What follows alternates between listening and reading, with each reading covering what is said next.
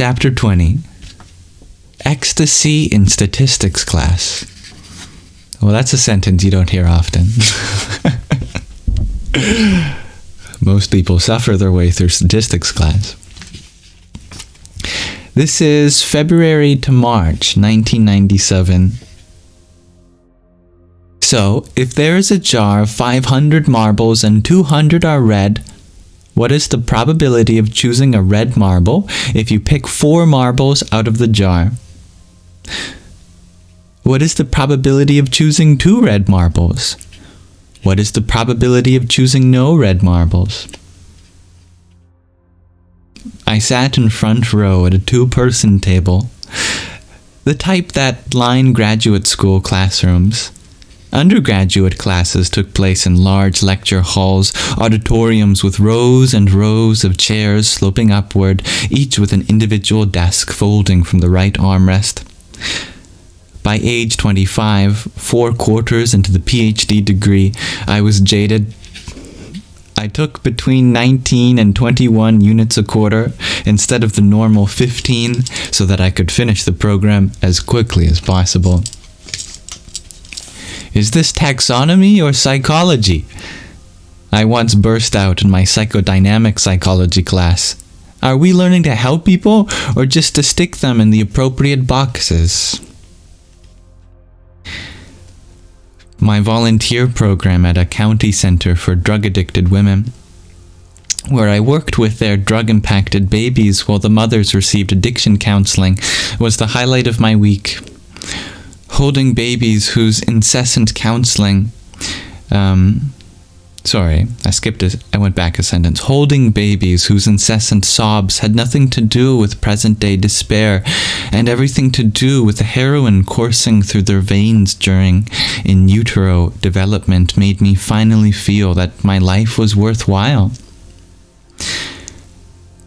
I closed my eyes and visualized their neural circuits, their tiny limbic systems with serotonin, dopamine, epinephrine, and norepinephrine flooding their synapses at all the wrong times.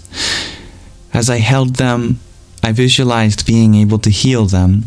I fantasized that from my hands poured forth healing energy that could reset their neural circuitry.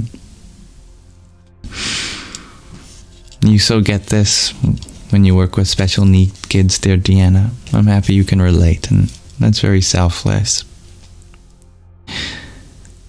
I was aware, though, that I could do little for them other than a few hours of weekly tenderness until I finished my degree. I needed to accumulate degrees and titles if I wanted to effect true change. In India, I had found the ability to effect immediate change. Schools could be built where schools did not exist. Starving people could be fed. Orphans could be taken in off the streets and given a chance at life. And I could do this even without finishing my PhD. It was an opportunity to stop jumping through the hoops of academia and put my life to use immediately. And that was aside from the spiritual experience.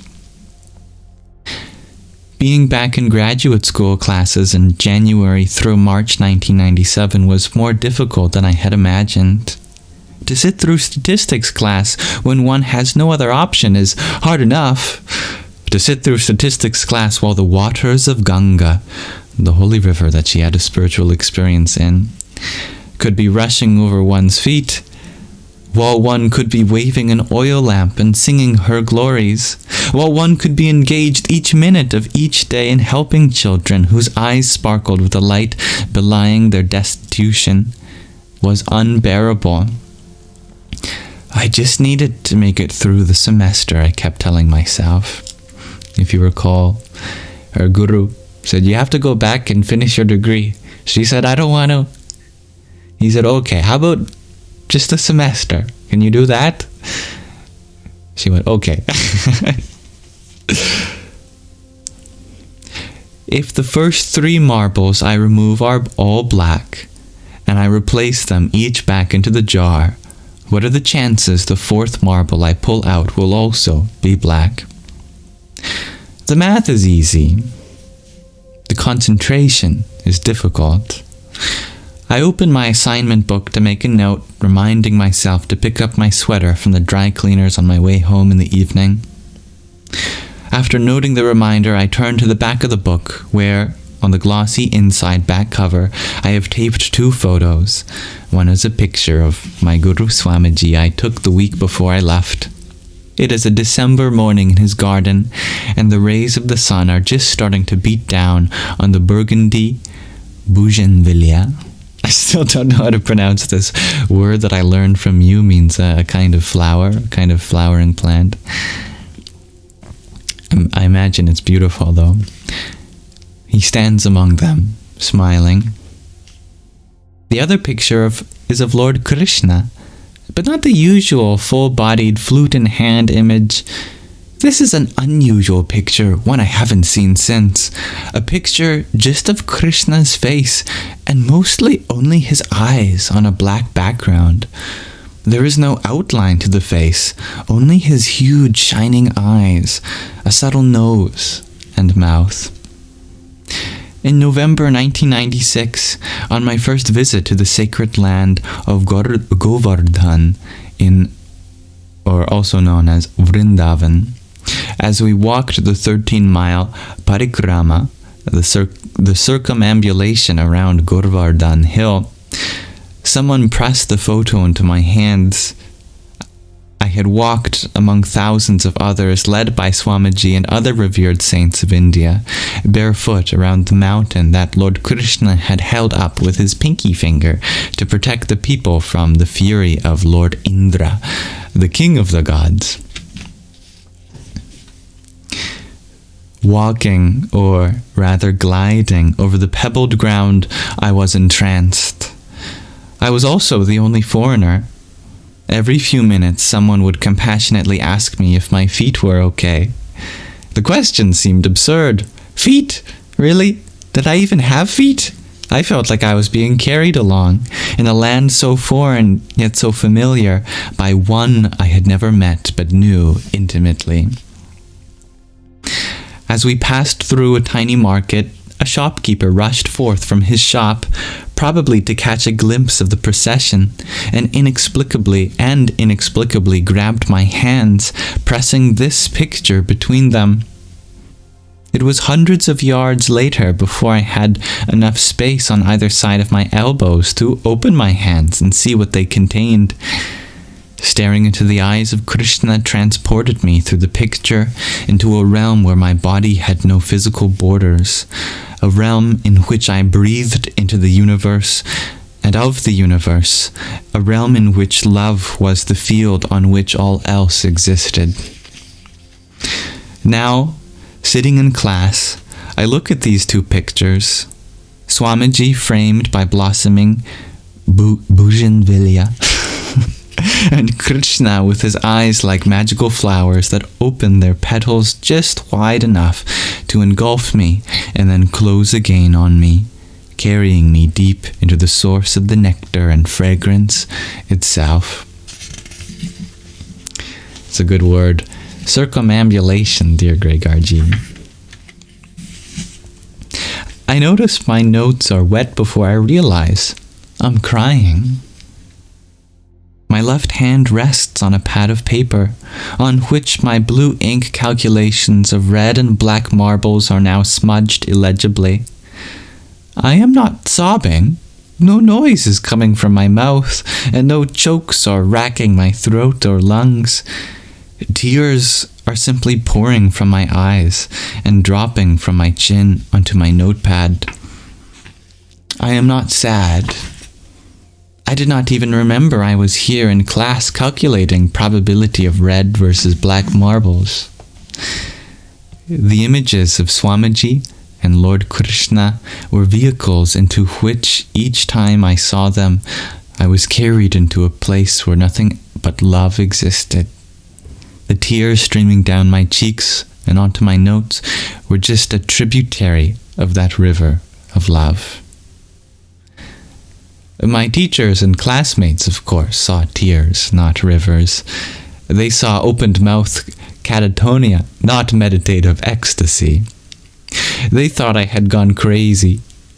Only my continued straight A's and relative coherence in conversation prevented them from suggesting that I had become a recipient rather than a provider of psychological help. On an afternoon at the end of February, after the truth had become the third party in my conversation with my friend and therapist Kim, and hadn't gone back into hiding since, I went to meet with the dean. I would like to take a 1-year leave of absence, I said. I'm not surprised, he replied in that casual way that hints at the not-so-casual. We expected something of the sort, seeing the change in you since you've returned from India. But I must tell you, I do not advise it. I cannot, in good conscience, recommend this path. Charity work is admirable, and finding one's inner truth is compelling, but you are a star student in this program. To take an extended leave now will surely raise questions to future employers. It will be suspicious and therefore disconcerting to those who would hire you later on. This will be a black mark on your record. Star students, capable and focused students, do not take these sorts of extended leaves for spiritual pursuit in the midst of their doctoral work. I focused on my breath, 2 inches below my belly button, at the Swadhisthana chakra, which is the sacral, the seat of my energetic being. His truth is not your truth, I told myself. There is no reason to be upset. I had not expected understanding or support, so why was its absence upsetting? I must tell you in no ambivalent terms, my dean continued, I think you are making a serious mistake. I continued to sit on the chair facing him. I brought my attention back to my breath, over and over. It was crucial to me to be present with this. If my truth was really truth, it would have a power of its own. I would not permit myself to dissociate through these difficult meetings. If I was walking into the fire, it would be hot.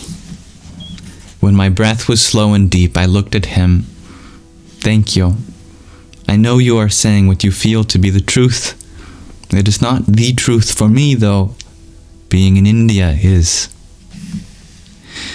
And I must return. I deeply appreciate your concern for me and your time in sharing your advice. We rose and shook hands. I looked into his eyes and smiled, trying to give him a glimpse of what I was experiencing inside myself, trying to connect with him on a level that the words would not permit. He made a cursory eye contact and then showed me at the door, opening it while I walked through. I left his office and headed into the tree-lined streets of Palo Alto. Soon, I would be going home.